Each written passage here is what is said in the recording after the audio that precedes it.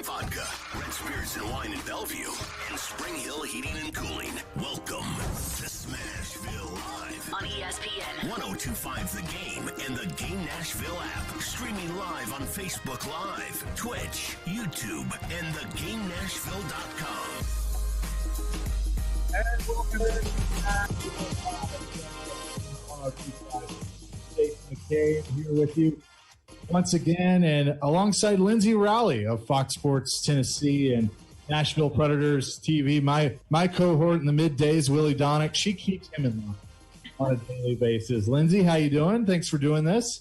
I'm good. I don't think I can take credit for keeping Willie in line. Maybe Crispy, but Willie's pretty straightforward. He keeps it together pretty good. Well, I think Crispy keeps you all in line because he's the coach, that is for sure. And we say hello to Cliff Ronning, one of the former Predators of the early days, the OGs, here with us. Cliff, good to see you. Thanks for taking the time. Well, thank you. It's always great to be able to talk to the fans of the Predators, that's for sure. Well, what do you remember about you talk about the fans of the Predators, and we've had other former Predators on this show that, and I remember Thomas Vokoun saying it, of going out and basically saying, "Hi, I'm a hockey player. This is we have a hockey team here," and obviously it's very different now. But what do you remember about some of those early days of explaining the game to this city? Yeah, I mean, it was exciting. I was one of the older players, so. Being in Phoenix before that, knowing that people weren't used to hockey, and then going to Nashville where, obviously country music is where it's at. And I was an older player coming in as I guess a role model for the younger guys. And Mr. Poyle really focused on getting out in the communities and getting to the grassroots. And I really enjoyed that. I remember me and Fitzgerald putting on road hockey games and just getting to know the people in Nashville. And I think that's something why the fans are such strong fans, is because the team reached out early on. Yeah, and you mentioned David Poyle, and just as we talk about the architect of building it, okay, so how do you go about it? You have nothing to work with. You have to go through an expansion draft, and then obviously you want to try and be as competitive as possible early on while also building several steps down the road. And he was able to do that. And he was able to, I know you had left the team by the time they made the playoffs for the first time, but he was able to do it all relatively fast. He did. And I think the biggest thing was, when I talked to him early on, he just wanted effort. He wanted to show the people that we were the hardest working team. People knew that we didn't have the talent of some of these other teams, but he gave opportunities to a lot of players that really were just starting out, like the Krivo Kraftsovs that had some skill, and Shellbergs. So and we always had good goaltending in Nashville. So we really, we forced ourselves to be hardworking players and give it everything we had. And that's what the fans enjoyed the most. Lyndsay? I was just going to talk about being a player from back in the day. I'm sure everything that the guys are going through right now. Can you imagine having to be a professional hockey player and do what you were doing back then, but through a pandemic with no fans in the stands? Yeah, the one thing about hockey players, I'll definitely speak for them. They're very mentally tough, and they're down to earth. And I think it's something that they really realize it's very important, not only to give back to the game, but when you're in a situation like this, you're always going to be getting roadblocks. I mean, I was a 5'7" hockey player that wasn't supposed to play. I was too small. Then I was too old. And there's always something in front of you. So for the players, the Predators, they're having some injuries, guys coming down with, I guess, possible COVID or what have you. There's obstacles, but with obstacles, there's opportunity for the other players to step it up and show that they belong to be at that next level. So, NHL is at such a high level of sport that opportunity for players is everything. And sometimes your opportunity is like 3, 4, 5 games, and you got to make the best of it. You got to show what you can do. Well, I know one of the things I like to ask a lot of the players now is, especially on the Predators team, like looking back at your experience, who was maybe one of your favorite guys to play with? Not necessarily because of his skill on the ice, but maybe he was, the clown in the locker room or something like that. Who was one of your favorites?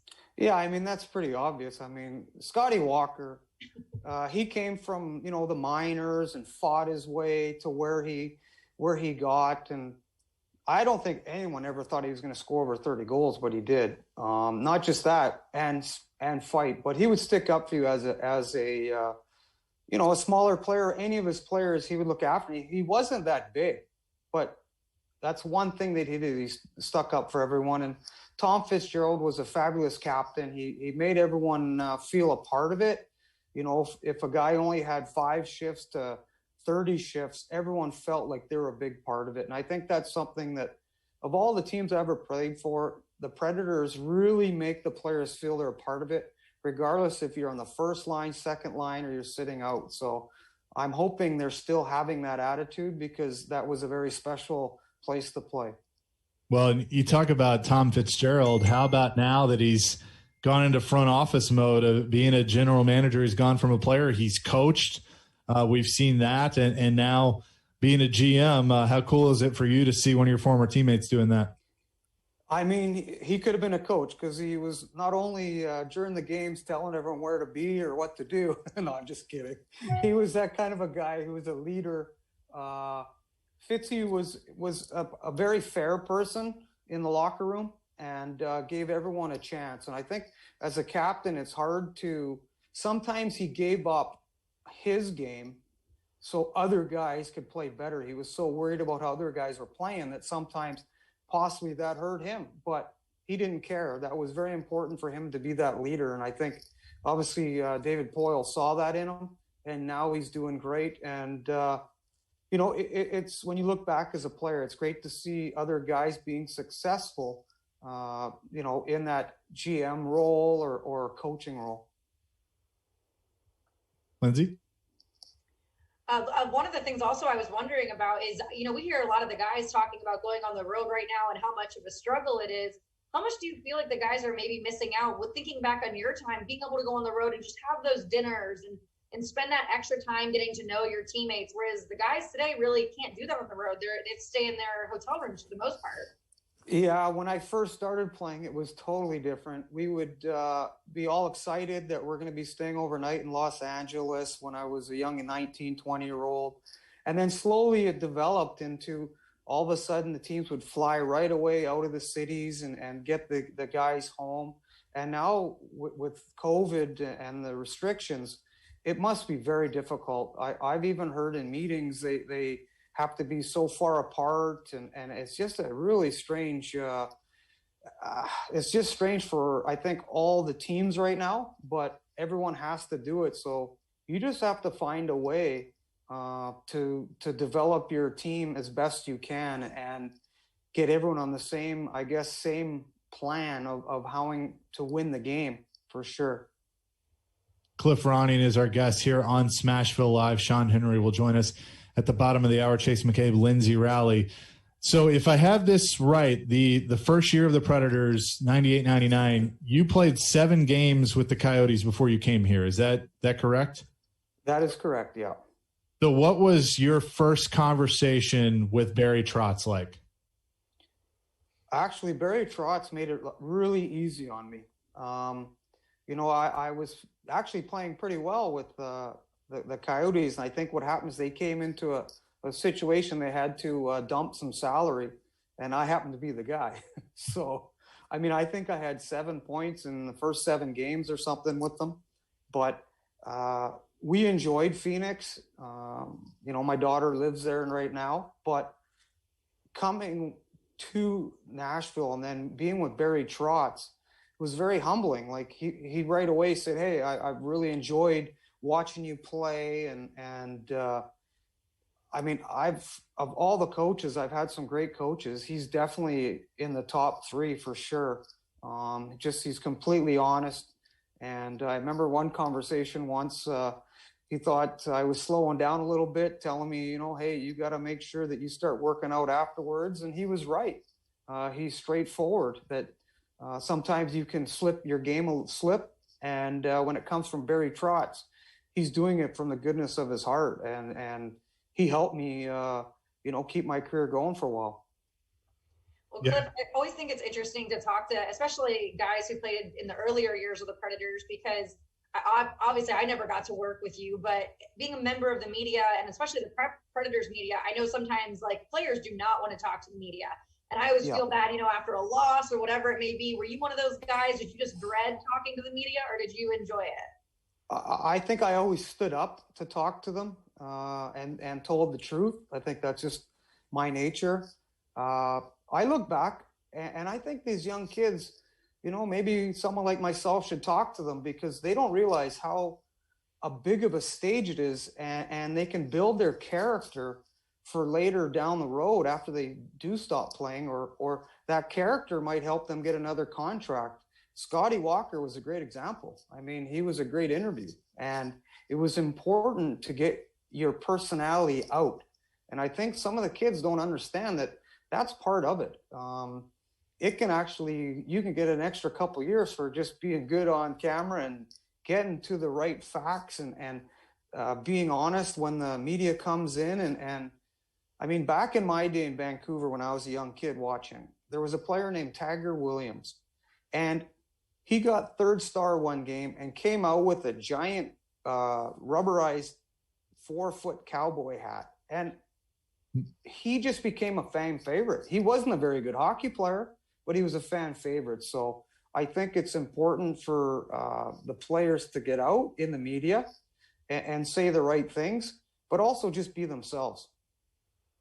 He is Cliff Ronning here with us on Smashville Live. We'll come back with more and tell some stories about the early days of the Nashville Predators. And again, Sean Henry, the president and CEO, joining us at the bottom of the hour. Chase McCabe Lyndsay Rowley here on Smashville Live, brought to you by New Amsterdam Vodka, Red Spirits and Wine of Bellevue, and Spring Hill Heating and Cooling on ESPN 102.5 The Game. A wrister on the score! And the Predators have pulled within one. The Preds' third period comeback falls short as they fall to the Canes 4-2. Players did a better job as the game went on, but you don't want to get down like that. Your home of Smashville is ESPN 102.5 The Game and the Game Nashville app. Mid-State Sports League spring registration is now open. With 7 different sports to choose from, there is something for every player. Join Nashville's largest sports leagues and register as a free agent or bring your own team. Spring registration is now open for softball, sand volleyball, soccer, kickball, flag football, and basketball. For a full list of adult and youth leagues, check out midstatesports.com. That's midstatesports.com. It's no debate. Play Mid-State. One day a duck went into a pharmacy and asked for a tube of chapstick. The pharmacist said, "That's $1.25, to which the duck replied, "Why don't you just put it on my bill?"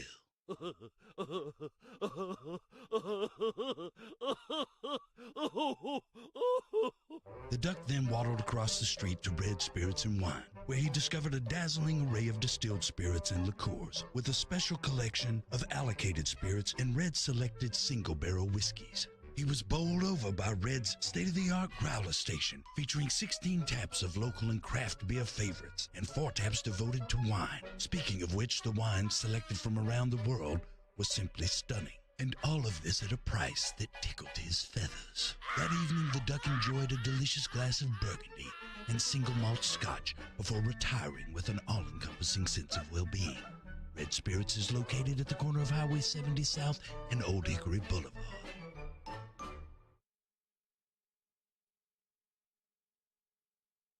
At Bavarian Beer House, serving the community is not just part of their job, it's a part of who they are. They're partnering with local hospitality industry and emergency response nonprofits March 8th through the 12th. For every local beer or appetizer purchased, $1 will be donated in remembrance of those affected by the tornado and pandemic. Brian Porth back again to tell you about Dr. Kelly Rice, Family Cosmetic and Dental Sleep Medicine. Dr. Rice has completed necessary requirements to become a diplomat of the American Board of Dental Sleep Medicine, which means her team can help even more patients achieve a healthy mouth for life and snore less and breathe better at night without being tied down to a CPAP machine. Dr. Kelly Rice, Family Cosmetic and Dental Sleep Medicine can help change your life. My family has been visiting them for 18 years now, and you should too. Visit kellyerice.com now to schedule your cleaning and checkup. You'll be glad you did. With staggering strength and enduring persistence, a tornado overtook Nashville March 3rd, 2020. The vicious tornado ravaged East Nashville, but it is with great excitement to announce the grand reopening of Boomba's Craft Pizza and Tap House in East Nashville in early April. The playground will be back for all the kiddos. An all-new 44-foot indoor-outdoor bar, plus 50 big-screen TVs, their signature video wall, and of course, their award-winning craft pizza. Boomba's is Nashville strong and now hiring. Live interviews every day except Sunday from 10 to 5 at Boomba's Craft Pizza and Tap House in East Nashville. The Power T Podcast with Robbie Stanley. There's a lot of rich history, obviously, but it's also been a place that has been an absolute dumpster fire. With the latest on the Big Orange in Knoxville. Jawan Jennings! Check out the Power T Podcast every Tuesday on your favorite podcast platform or theGameNashville.com. This is Smashville Live. It is Smashville Live here on ESPN 102.5 The Game, and we are streaming on the Game Nashville app. We're also on Twitch, YouTube, Facebook, Twitter, all of those things. You can watch the show. You can listen online as well. Chase McCabe, Lyndsay Rowley, and Cliff Ronning here with us, our guests for the first half of the show, and we'll talk to Sean Henry, the president and CEO, as well a little later on in the show. So, Cliff, we were telling some stories of the early days, and one thing that I wanted to bring up, Lyndsay, of course, works on the TV side for Fox Sports Tennessee, and that aspect has changed quite a bit. Pete Weber and Terry Crisp have talked about the early days of not every game was televised, and I know radio, which is what we do, obviously, it was on different stations, and now you know where to find the team, and the exposure is there, and I know that that was different and difficult for some of you guys that had played in bigger markets. Yeah, absolutely. Now every game, you got the NHL network up here in Vancouver. I watched 4 or 5 games. They start at 4:00, so it's a big advantage. Even for pre-scouting for some of these teams, possibly. But some of our games weren't televised early on in Nashville. I just think hockey's gotten popular. Hockey is something that people enjoy watching. It's fast, it's rough, it's got everything, and that's what the best part about it is. And once they get the fans back in the seats, I think it's just gonna skyrocket. The league's only gonna get even better. Well, Cliff, as far as television goes, back when you were playing, on a daily basis, I am keeping Terry Crisp under control at the television desk. But I know he was around, and of course you have to keep it clean. But do you have any good Crispy stories, or how much interaction did you have with Pete and Crispy? With Crispy, he was around the team, and he was always positive because he knew. He knows the game. He's been around it at the highest levels, and he knew on paper when I played there, our team was not the best. But he loved that we gave it everything we had. And then when we did get fortunate and things went well and our goalie stopped 45 saves, either Dunham or Vaucoon, we'd win hockey games, and it was fun. And, we had really good character, really good people. Johnson, and it was sad what happened to him, but he had some brilliant games for us. Barahowski, he looked good in warm up. So there's a whole section of the female crowd would be all watching him in warm up with his hair flowing. Sebastian Bordelot, he could fly around, and there was a lot of good character players. We were a fun team to be proud of because the effort was there. Cliff Ronning here with us. So you gotta let the listeners know your nickname is the Rat. Where did that come from? I guess I constantly was pecking away trying to get the puck from people, and constantly hacking. And, when someone did something to me, I would just swing back at them. And then, one game, I believe it was someone in the front office decided, man, he plays like he's a rat after that puck, or after the puck's like cheese. So all of a sudden, I remember at one of the games on the giant, the scoreboard, all of a sudden there's the Rat, and then that's kind of when it started. So every time I scored a goal, I think they did up on the board a piece of cheese and the Rat chasing it and then getting to it. So it was comical, and it was fun. just being called the Rat means you're doing something right, to me anyways, on the ice. I feel like it's different now because, the nicknames are always kind of a play on the name, a play, but you don't see as many like that anymore. Yeah, you just add EY or something on someone's name and that's their new nickname. But I mean, you look back in the day when Boom Boom Jeffrey on, these are classics. So maybe we can start getting some of the Preds with some good ones. I know they've been talking about the Stash brothers as far as Philip and Ellie Tolman go. So still been one of their features, but we'll see. I'll be interested to see if either of them come, see later in the season, especially if the Predators find themselves in a playoff picture, if they get shaved or if they get longer or what happens. Yeah, well, I mean, Lanny McDonald played an extra 3 years because he had that great mustache. And I mean, I play still some hockey with our alumni up here, and Dave Babich had a famous mustache, and when he takes it off, no one talks to him, and when he has it on, he's like, everyone wants to talk to him and get him on TV, and he's doing TV commercials having that mustache. So it's a good brand, I think, for a lot of those guys. They should keep it. So Cliff, what are you doing now that your hockey career has been over, or your playing career has been over? Yeah. What are you doing now? Well, I mean, I still have one daughter in grade 12. I became a grandfather. I'm very proud of that. So I'm parenting, I guess you'd say, but I also have a company called Base Hockey, and we just actually opened a place called Base Hockey Alley. And what that is a place to teach the youth how to shoot a puck properly using high-speed video. So we're really enjoying that. And that's something I'm doing out here to help out from time to time. And I'm actually going on the ice tonight with the Pee Wee A team doing skills. And my son and Dante Fabro, Matthew Barzell, they played on the same team growing up. And I'm going to the Burnaby Winter Club to teach kids for an hour tonight doing skills. So I just can't, I guess, how do you say, get rid of the game, because the game's just a part of me. I love it. Oh, that is fantastic. And you mentioned that of like you coaching and helping the kids. I mean, one thing that wasn't around when you played here that is very prominent now, the Ford Ice Centers, and the fact that there are more sheets of ice in Nashville, and that you have youth hockey that's grown so much, and the former Predators are involved. JP Dumont's coaching like 3 different teams and winning championships. And just how cool is that to see from afar of Nashville has not only become an NHL city, but it's growing the game on the ground with the Ice Centers.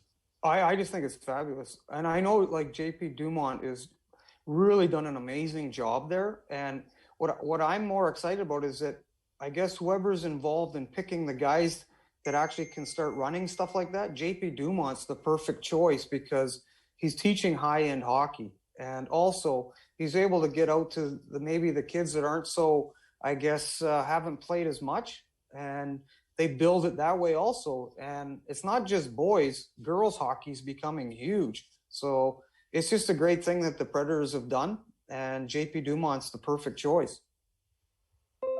Lindsay? Cliff, you mentioned tonight you're going to teach some youth hockey and things like that. How rewarding is that for you to be able to give back to the community and be able to teach some of the youngsters some skills? I mean, it's fun. It gives me life. It gives me energy. It really feels weird, though, going back to a rink that I played 45 years ago. It's changed a little bit. It's a little bit nicer. I mean, there's a lot of players that come out of Burnaby Winter Club, but it's something that it's still got a little bit of pride. I'm 55, and I really enjoy talking to the kids and trying to teach them. One thing I've learned, the kids are a little bit more not as focused, and the ones that are focused seem to do much better. I think they're focused on going to play video games a little more, but for the most part, they're pretty intense, and it's a lot of fun. Well, that is awesome, and it's a lot of fun to be able to catch up with you. And hopefully when things return to normal, because I know you do make appearances here in Smashville from time to time, it'll be good to have you back at Bridgestone Arena whether it's for an alumni night or an appearance or a game, who knows? But we look forward to seeing you in the flesh sometime soon. Well, I've always enjoyed myself when I've gone there, and I look forward to getting back down there once all this craziness is gone. And actually, my one daughter that's still in school, her ambition's to go to Belmont. So it's like it's starting all over again, I guess. I don't know, but if that's what she wants to do and works hard for it, I don't want to stop her. Absolutely. You're welcome on our show too, Cliff. There we go. Crispy. Well, thank you. He is Cliff Ronning, former Predator legend, joining us here tonight on Smashville Live, and we appreciate it. It's Sean Henry, the president and CEO of the Nashville Predators, is going to join us here in just a few minutes. But also keep watching and pay attention, because you will see a keyword flash up on the screen. When you see that, text it to 615-737-1025, and you'll have a chance to be in the building tomorrow night to watch the Predators and the Panthers. Stick around. More Smashville Live coming up next, brought to you by New Amsterdam Vodka, Red Spirits and Wine, Spring Hill Heating and Cooling on ESPN 102.5 The Game. Stillman. They fight hard for the puck. The star players are playing hard. And company. Maybe the way that they're playing doesn't rely on high-octane offense to win. Tune in Stillman and Company for your drive home. Weekday afternoons from 2 to 6 on Nashville's best sports talk. ESPN 102.5 The Game and the Game Nashville app. Hey Smashville, it's Robbie Stanley, and I want to tell you about my friends at Spring Hill Heating and Cooling. They're locally owned and operated, and if your AC or heater is old and inefficient, you can replace it with up to 72-month, no monthly interest financing for qualified buyers. That's right, 72 months, no monthly interest financing for qualified buyers. It's one of the many ways you could save at Spring Hill Heating and Cooling. They offer 6-month, no interest financing available on repairs. Spring Hill Heating and Cooling, offering premium service without the premium price. Do yourself a favor and check them out at springhillac.com, your proud partner of Smashville Live. Bracket season has taken over Electronic Express, and we are bringing the madness with huge savings. The best home entertainment, like a huge 65-inch Samsung 4K TV for just $699, or a 40-inch Hisense for $179. We also have a massive 75-inch 4K TV from LG for only $899. Deals don't stop there. Save big on computers and gaming, smart home, housewares, and more. Up to 40% off all your appliance needs from Whirlpool, GE, LG, Samsung, and more. In stock and ready to deliver. Plus, get up to 36 months free financing. Electronic Express, we make it happen. Is your performance in the bedroom not what it used to be? Do you take pills for erectile dysfunction, but they just don't work that well? Or perhaps give you side effects like headaches and more? Or do they not work at all, and you've just given up hope? This is Kim for the Tennessee Men's Clinic, and if you're experiencing some or all of these things, you should probably make an appointment with us. Your sexual health has a lot to do with your confidence, your positivity, your energy, and most assuredly your relationship. But far too many men suffer far too long before seeking help for ED. At the Tennessee Men's Clinic, we're experts in treating these types of conditions. It's all we do. We use proven treatment protocols and treatment combinations that work in nearly 90% of men. So make your appointment today. For just $99, you'll get a consult, blood work, and if medically advised, a test dose. And if that test dose doesn't work in the office, your visit is free. Call us today at 615-208-9090 or go to TennesseeMen'sClinic.com. Contact your doctor if an erection lasts more than 4 hours. Visit our website to learn more, including side effects. Treatments extra. Individual results vary. You purchased a fine European automobile because of the amazing drivability and great looks. Then someone slid into you in last month's snowstorm. European Collision Repair is Nashville's premier location for collision repairs. The state-of-the-art facility is certified by 30 vehicle manufacturers. The best part is their customer service. They will even come to you for photo estimates. If you have a fine European automobile, have the repairs done at European Collision Repair. Go to EuropeanCollisionRepair.com. O'Reilly. This is Jesse's O'Reilly Auto Parts story. As a nurse, not making it to work was not an option. But driving through the snow with my wiper blades struggling, I just didn't feel safe. So I pulled into O'Reilly Auto Parts, and before I knew it, an employee was offering to install the wiper blades on my car. I got to stay out of the snow for a moment, and I still made it to work on time. O'Reilly Auto Parts. Contest rules for 102.5 The Game and ESPN 94.9, including on-air, online, and text-based contests, are available by visiting the contest rules page at thegamenashville.com. Good luck and thanks for listening to 102.5 The Game and ESPN 94.9. Thursday night. Predators have a 2-on-1. Duchesne scores! Matt Duchesne and the Predators continue their homestand against the Florida Panthers. Pre-game at 6. Face-off at 7 on Smashville's best sports talk. ESPN. 102.5 The Game and the Game Nashville app. This is Smashville Live.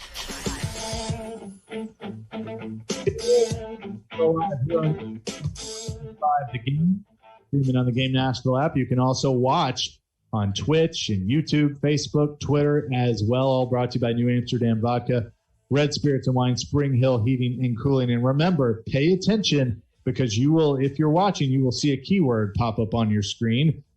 You text that into 615-737-1025, and you have a chance to be in the building tomorrow night to watch the Predators live and in person. Chase McCabe Lyndsay Rowley here with you, and we say hello to the President and CEO of the Nashville Predators. Sean Henry is here with us tonight. Sean, how you doing? I'm doing all right. I hope my mom wrote that phone number down so she can text in. Love to get her in the building. So good luck, Mom. That's the only way these days. Not the only way, but it is obviously different. And so let's start with that. How has the process been going as you all have let fans in and season ticket holders have been able to come in and purchase tickets and also have sold some to the general public as well? It's a process. Everybody's ready to just snap their fingers and be back to normal. But how has it gone so far? I think it's gone pretty well. The passion of our fans is incredible, but it's not just for our sports, for the city as well. So when we announced what we were doing, of course, everyone was disappointed that we're going to have 17,159 people in, but people understood, they got it. And the emails we got were so supportive. And I don't know why it shocked me, because I really thought it was going to be more, my gosh, what's wrong with you? You can have fans in the building, get them in today. Because as you know, we delayed it a few games because we wanted to work on protocols. And then each game we added a little bit more and a little bit more and a little bit more. And then also changed a lot. Every day was a learning curve. And our fans were just tremendous, are tremendous. They give good feedback. They roll with the changes. I mean, you look at your setup alone, Lindsay, we probably changed it more during the game, the very first game, than we did the week after. But every day was a little bit different. And that's why I'm just thankful to our staff and our league and really everybody for rolling through everything. So it's been nice to gradually get that number up.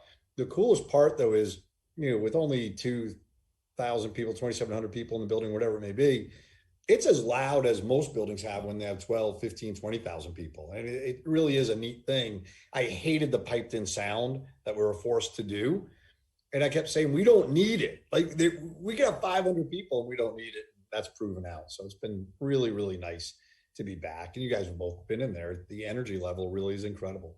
Yeah, it's so weird. And like, if I ever get around to writing a book about my career, I mean, there will definitely be a chapter or several on 2020 and 2021. But one of the first things that kind of hit me was when I was in that first game with no fans and we were all there and doing our jobs, what it sounds like at full capacity in the playoffs where your ears are ringing afterwards and then hearing the piped in crowd noise. I mean, it's just weird. It's crazy that was something that with what we do that actually happened, but it did. And as you mentioned, it's a process and you guys have done a great job with it. Well, it's funny. The number one complaint we got was about the piped in noise for the few people that were in the venue and for those that were at home. And it was funny, I was talking to Herb and Barbara Fritsch, who are such passionate fans. I said, why are we doing that? It's awful. I hate it. We all did. But again, every building's a little bit different. Most buildings have 0 fans in it. So maybe it's needed a little bit to cover up some sounds that you might not want to get out on the broadcast, and have poor Bob Cole ready with his trigger finger to, bleep something out.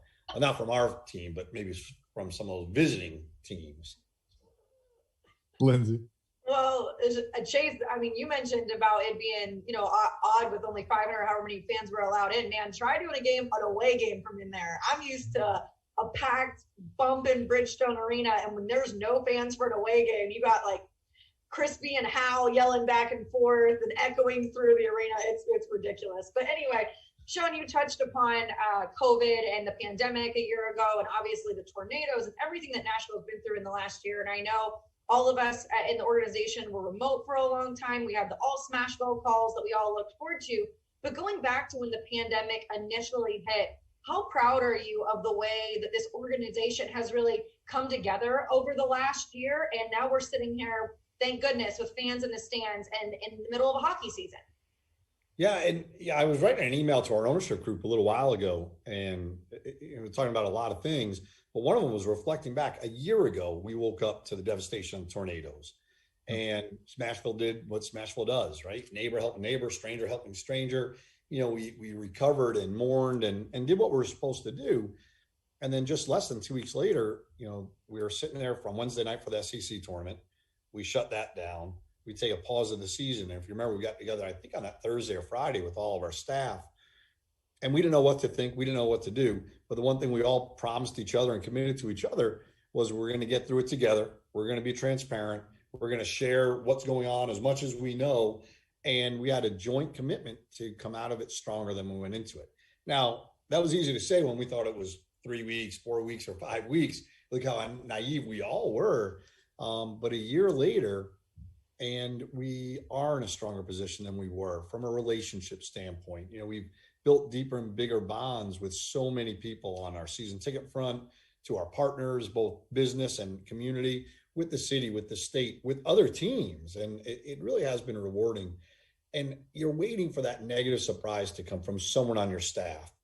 It just hasn't been there. I mean, there have been so many positive, uplifting stories. People are learning another language. People are learning how to drive the Zamboni. People have never picked up a paintbrush in their life or painting parts of the building. And it really has been rewarding to see how everyone's bonded together, take on a common cause of getting this organization through it. And it allowed us to do things that other organizations didn't do. And it's something when the Nashville Predators are the leaders in how to act and how to behave on so many fronts, where maybe 10, 12, 15 years ago, if we said that, people would have laughed, when the organization was struggling, if you will, to get to 14,000 fans or whatever the numbers were, where today, we have a chance to work with the league and set the standard on how to return to play. And it's humbling. I mean, you asked me how I feel in a very long, drawn out, rambling way.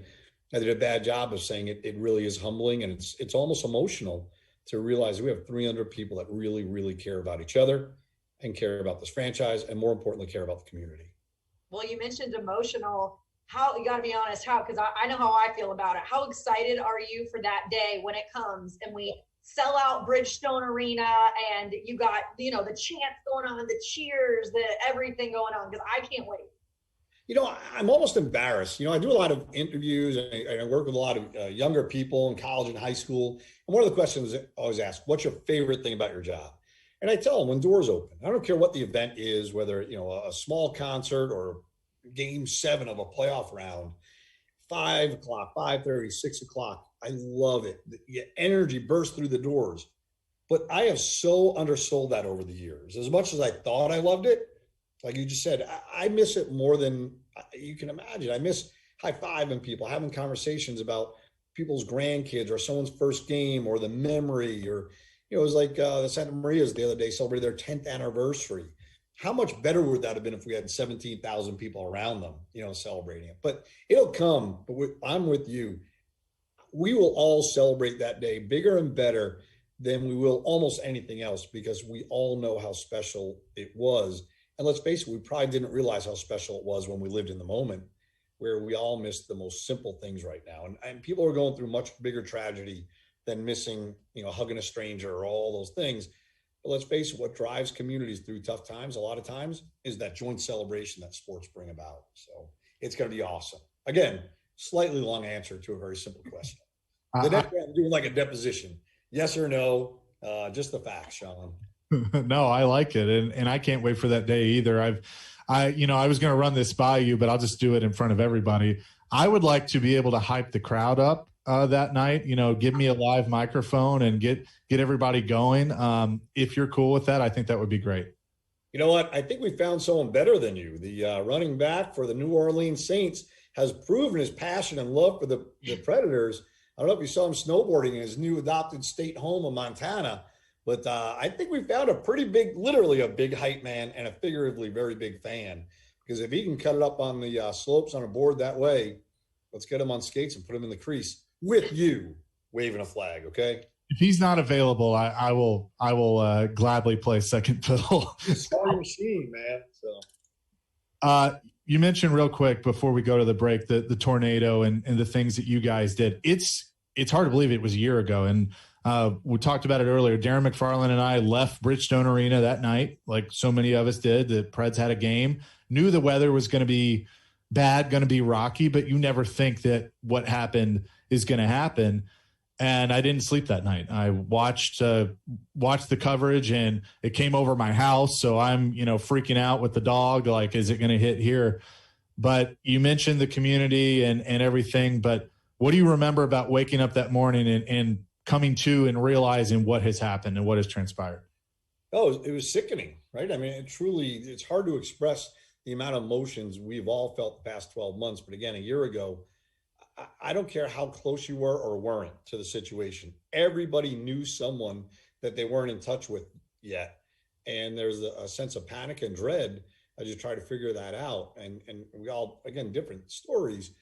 But for me, once I knew my son was safe, the immediate desire to do something was moving. I mean, every one of our staff members, okay, what do we do? And we literally had no idea what we could do, except, if you remember, we just kicked our doors open and started cooking. We had coffee going the whole time, soft drinks going, waters going, had chargers going for people to just come on in. And then we started delivering some food to first responders.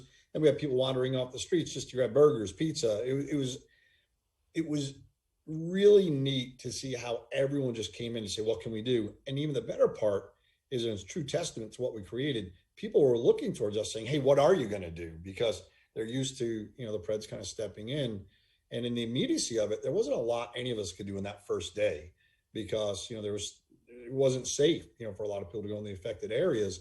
So it was more, let's figure it out. And then we all just mobilized and to a person, without exception, from our players, our coaching staff, our broadcasters, every staff member in between, somebody was doing something, whether with a shovel or a chainsaw or a truck or just delivering supplies. It really was amazing. And we did what we naturally do. We use our games to help raise some money, bring attention, do collection drives. And then unfortunately that shut down just, 10, 12 days later. So we couldn't do what we normally do. But to me, the most immediate memory was everyone saying, just like Christmas morning, what can we do? And there was this rush to do something. Let's take action for our neighbors. And we all live in an amazing place. And it's so nice when things are tough, how brightly we shine. He is Sean Henry, the president and CEO of the Nashville Predators. When we come back, there is a big event coming to our city that Bridgestone Arena is going to be hosting. We will discuss that when we return here on Smashville Live. It's all presented by New Amsterdam Vodka, Red Spirits and Wine of Bellevue, and Spring Hill Heating and Cooling on ESPN 102.5 The Game. From all-day talk, the good shooters, you notice, because their shot looks different. The puck just seems to be on the goalie quicker. To the biggest games. Open man is Devontae Smith, touchdown. Nashville's best sports talk is always at your fingertips. Just search The Game Nashville in your app store and download today. And keep it locked on Nashville's best sports talk. ESPN 102.5 The Game. From the Fox 17 News Code Red Weather Center. I'm Fox 17 meteorologist Greg Bobis. Forecast here, beautiful. Smooth sailing for the rest of this week. Tonight down to 38 degrees and mainly clear. We'll go middle to upper 60s for our Thursday with plenty of sunshine, and then partly cloudy and middle 50s leading into Friday. This weather report brought to you by Hiller Plumbing, Heating, Cooling, and Electrical. Call the Happy Face truck today. One day a duck went into a pharmacy and asked for a tube of chapstick. The pharmacist said, "That's $1.25, to which the duck replied, "Why don't you just put it on my bill?"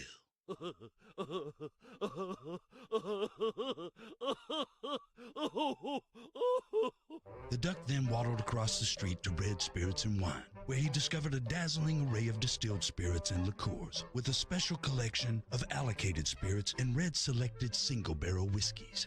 He was bowled over by Red's state-of-the-art growler station, featuring 16 taps of local and craft beer favorites and 4 taps devoted to wine. Speaking of which, the wine selected from around the world was simply stunning. And all of this at a price that tickled his feathers. That evening, the duck enjoyed a delicious glass of Burgundy and single malt scotch before retiring with an all-encompassing sense of well-being. Red Spirits is located at the corner of Highway 70 South and Old Hickory Boulevard. Preds fans, tune in every Tuesday morning at 9:30 and Wednesday afternoon at 1 for Chris Mason. As a former Predators goalie and current TV analyst, Chris brings his perspective and insight on the Preds and the NHL. Brought to you by Coleman Tractor, Tennessee's largest Kubota dealer. There are jewelry stores, and then there's Genesis Diamonds, the cutting-edge industry leader, the pioneer. It's no secret that jewelry stores across America watch what Genesis is doing. Genesis was the first to offer a free lifetime warranty, the first to offer a 110% diamond upgrade guarantee, the first to offer aggressive long-term zero-interest financing. And Genesis is always on the cutting edge in design and fashion. The styles other jewelers say are new and exciting were new and exciting for us 4 years ago. Genesis has the fashion-forward brands other stores aren't even allowed to carry. It's no wonder you see jewelers from other cities coming to Genesis to see what we're all about, and even buy their wives' jewelry from us. For selection, quality, service, warranties, and guarantees, Genesis leads. Others follow. So for diamonds, engagement rings, exclusive designer jewelry for any occasion, don't compromise. Come to the jeweler that sets the industry standards year after year. Genesis Diamonds, Green Hills and Cool Springs. This is Carl Sholin, St. Andrew Sewanee School Head of School. At SAS, teachers and students learn, live, and play in an atmosphere of trust and high expectations. Learn more about fall admission at sasweb.org. Your home of the Nashville Predators. Straight away, Yossi scores! Roman Yossi! Nashville's best sports talk. ESPN 102.5 The Game. This is Smashville Live. Welcome back to ESPN 102.5 The Game, streaming everywhere on the Game Nashville app, YouTube, Twitch, Twitter, Facebook as well. Face McCabe Lyndsay Rowley and the president and CEO Sean Henry of the Nashville Predators. And I mentioned, wait, hang on, time out, man. Who's in charge of the music? That was the Wonder Years. Come on, Ryan. Well, we'll blame Ryan, but it was Max Hers on the one. Oh, I'm sorry, Max. It's good choice. The SEC tournament coming to our city next week, and I remember your press conference that you did when the COVID stuff all started during the SEC tournament. I remember walking on the court, looking around, going, "Well, this is something. This is something that I never thought that I would experience." But it went from the tournament starts, no fans, to it's done all last year. And that's when the sports world stopped, and the world stopped, I should say. Now it's going to be here, and you guys are going to be able to have some fans, 20%. I know that has to feel good a year later to at least start to inch back closer. Yeah, there's no doubt about it. There's almost something lyrical to it that, the last event we were trying to host is now the first non-Preds game we're hosting. That, as the mayor said the other day, it really marks what we all hope is a series of evolution of opening up a little bit more and a little bit more, and to return to normalcy. But you just got to thank the leadership of Greg Sankey. He's become a pretty good friend, a good SUNY guy like me, State University of New York. Neither one of us have ever met anyone outside of New York that went there. But we've really, hit it off 10 years, 12 years ago, whenever we first met. Obviously, it resulted in SECs until time ends in Smashville. But his leadership a year ago, a week before the tournament even started, when we started talking about, there's this thing out there. What are we doing? Do we change our protocols? Where we're going to be? He was so dedicated to stay in hourly communication with us. Most people don't do that. And we've been doing that, I think, ever since. I never thought I'd talk to him almost every week for a year straight. But he was so dedicated to make sure we can host this, if at all possible, right here in where it should be in Nashville, that we're thankful for it. Because, a lot of other tournaments are not happening where they normally would. And he was so dedicated to using sports to push communities forward. If it weren't for Greg Sankey, there was not a fall football season in college sports, period.